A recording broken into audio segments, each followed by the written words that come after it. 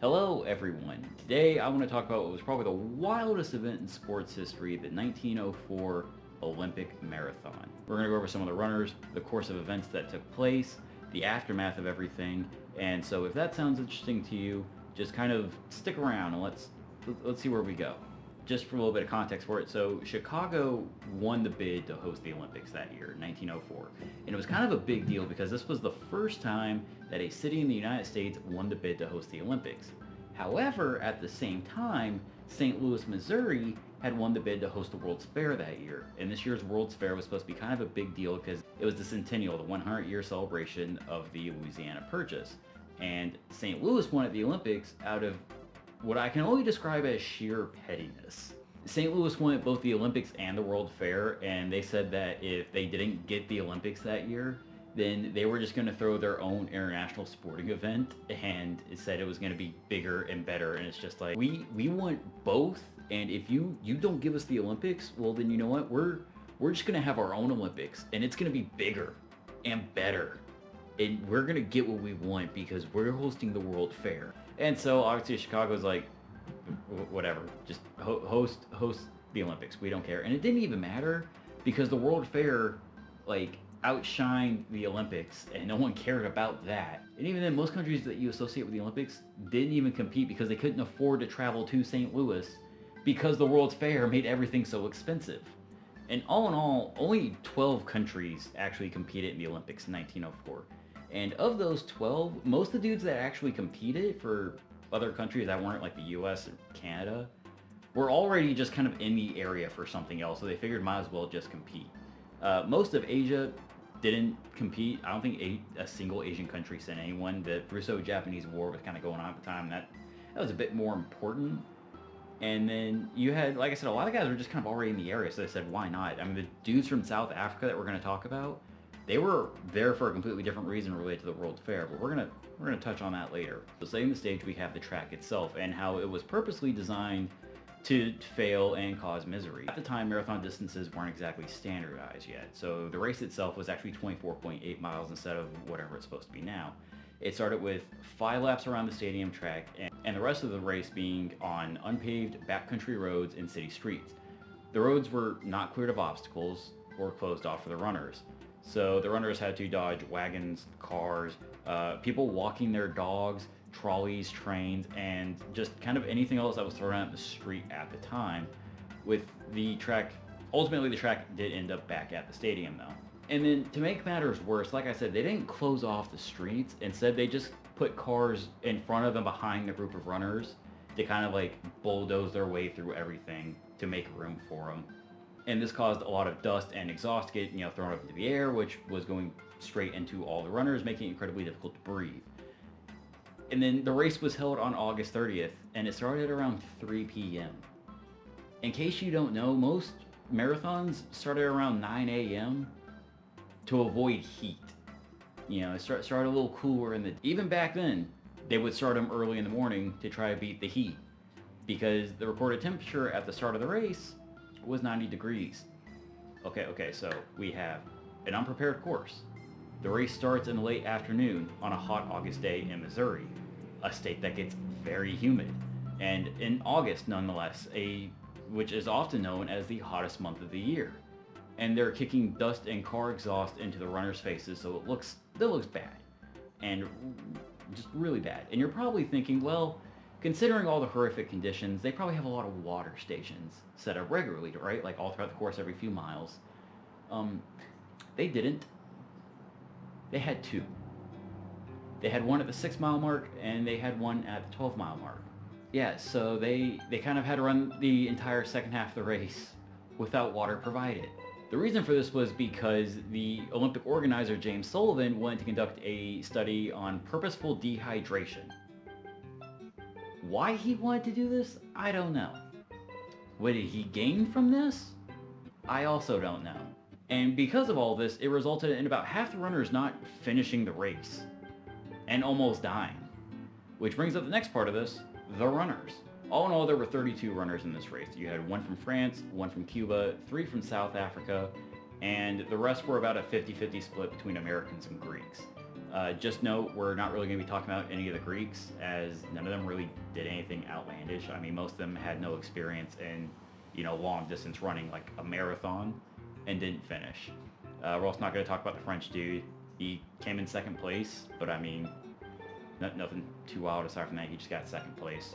But we are going to start with a man who won, but also lost the race, Frederick Lotz. So Lors was an amateur runner who won his spot in the Olympic race after a pace race in New York City, and he dropped out of the Olympic race at the 9-mile mark due to exhaustion. His manager gave him a ride in a car. He passed by other spectators, other racers. He even waved at him and everything. Like, people saw it very clearly, like he was in a car, he had dropped out. However, this car broke down at the 19-mile mark, and so he just kind of decided, screw it, I'll just, jog back to the stadium. And he ended up crossing the finish line. They thought he won. They thought he was the first one to finish, so they gave him, the medal, the flowers. He got a picture with Teddy Roosevelt's daughter. Then it was revealed by members of the crowd that he didn't legitimately finish the race. Now, Lotz didn't try to hide that. As soon as he was confronted about it, he admitted, no, I got in a car and drove back. And he said he took the flowers and the medal and everything like that as a bit of a joke. They didn't think it was that funny, though, because he got permanently banned from racing. But that brings me to the guy who actually won the race, Thomas Hicks. Not only did he win the race, but he probably had the worst experience out of anyone in this race. Hicks, running with not only all of the terrible conditions that the course itself and the Olympics gave him to deal with, was running and had his team with him, who they had a very interesting strategy to kind of keep him going. Since there was no water on the course, they decided to provide their own liquid for him. Alcohol. They gave him alcohol. For whatever reason, throughout the race, Hicks' manager would give him brandy mixed with strychnine, a rat poison, and an egg. And I don't think this helped, because apparently Hicks started hallucinating, he could barely walk, and by the end, they actually had to carry him across the finishing line. Hell, it's widely believed that if it wasn't for the doctors there to treat him immediately after the finish, he probably would have died. And so that brings me to the guy who would actually probably could have won the race, and Darren Carvajal. I'm going to call him Andy. Andy was a Cuban mailman who raised the funds to travel to the Olympics by running around Cuba. And thanks to all of his hard work raising the money himself, he was able to raise the funds and travel to the States. He landed in New Orleans and proceeded to lose all of his money that was intended for travel, lodging, expenses, all that, gambling. He lost it in riverboat gambling. Because of this, he had to walk and hitchhike to St. Louis, which is not a short trip. He showed up the day of the race in street clothes, and someone took pity on him and helped him cut his pants into shorts with a pair of scissors, and he started the race. During the race, Andy got hungry because he hadn't eaten for 40 hours, and that's when he saw a spectator eating peaches. He ran up to the guy, asked, "Hey, can I have some of your peaches?" And the guy naturally responded, "No, these are my peaches. You can't have them." So Andy stole them and ran. A little while later, while on the course, Andy came across an apple orchard and decided he was gonna help himself to them. But the apples had gone bad, and Andy got sick with a very severe stomach bug. He had severe cramps, so he decided, you know what, I'm gonna take a nap. And this is why I say Andy could have probably won this race, because despite running in everyday clothing, going without food for 40 hours before the race, stealing some guy's peaches, talking to spectators, getting sick from bad apples, and taking a nap, plus everything else that the race had already just kind of thrown out from being there, you want to take a guess at where he finished? 4th place. Andy got 4th place. And that brings me to the last two runners I want to talk about, the South Africans, Len Touniane and Jan Mashiani. Because them being there was a pretty big deal, as they were the first black men to actually represent an African nation in the Olympics. And they weren't supposed to be there. Like I said, Len and Jan weren't in St. Louis to compete. They were actually there to participate in a war reenactment for the World's Fair and just thought the race looked fun. Jan finished 12th, which, I mean, it is what it is. At least we can say he tried and that he actually was able to finish. Len is the more interesting of the two, as people were actually really upset that he only got 9th place. They thought he would have finished higher, but in his defense, he wasn't a professional runner. He just kind of decided on a whim to do it. Allegedly, he ran barefoot and got chased a mile off the course by a pack of dogs. But I mean, he still managed to finish and beat like 5 other people. So I don't know. That says a lot to me. In the end of the 32 men that actually entered the race, only 14 had finished, which is the lowest ratio of competitors to enter and finish in Olympic history. And it had the lowest recorded first place time in Olympic marathon history at about 3 hours and 28 minutes. After the race, there was a bit of controversy because even back then people were like, "Yeah, guys, this race was kind of not well put together. We kind of goofed here." They even considered like canceling marathon runs for the Olympics because of this race. And James Sullivan, the guy that deliberately deprived the runners of water for his weird little science project, is known for saying, quote, "A run of that distance was indefensible on any ground, but historic." Why he said that, I don't know. What he means by that, I don't know. How that justifies what happened, I don't know, but he said it. As for the runners, Wars, the guy who finished first but got disqualified, like I said, he got his ban lifted after they found out he did not actually intend to cheat, and he actually went on to win the Boston Marathon in 1905. Hicks, the guy who actually won and almost got killed by his trainer, he continued to race until he retired and eventually moved to Canada about 5 years later. And Andy, the Cuban mailman, was actually sponsored by the Greek government to run in the 1906 Olympics held in Athens. He left for Europe but never showed up to the race.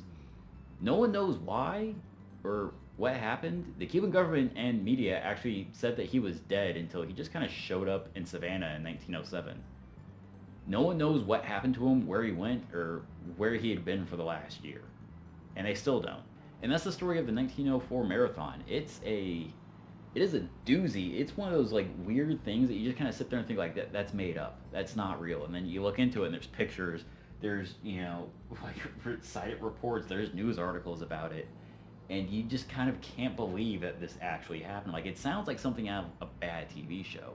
And I'm shocked that there's not a like kind of dark comedy movie based on it. I'd imagine you could make whoever did like The Death of Stalin or Jojo Rabbit I'm shocked that like a style like that of movie hasn't been made, but at the same time, I'm kind of glad that there isn't, because I feel like if they did try to make a movie about this or a show or whatever, they would take it way too seriously and try to focus on like, oh, the humanity and the horrors, and it's like, nah, like focus on like the absurdist comedy of this, because that's what makes this so good. Is it's so absurd, it's borderline comedic. Like, there's no way that it's like, oh yeah, all of this terrible stuff happened. That's what's so good about it. That's why I like weird stories like this, because it's hard to believe that, like, it actually happened, but it happened. And that's why, like, I tell these stories, because they're so wild, and I don't want them to be forgotten, because it's just fascinating to me. But with all that said, we are done here. If you like this video, hey, why not push the like button, subscribe if you're new, tell me what you thought, or if like you know any other weird historical stories. I hope you have a good day.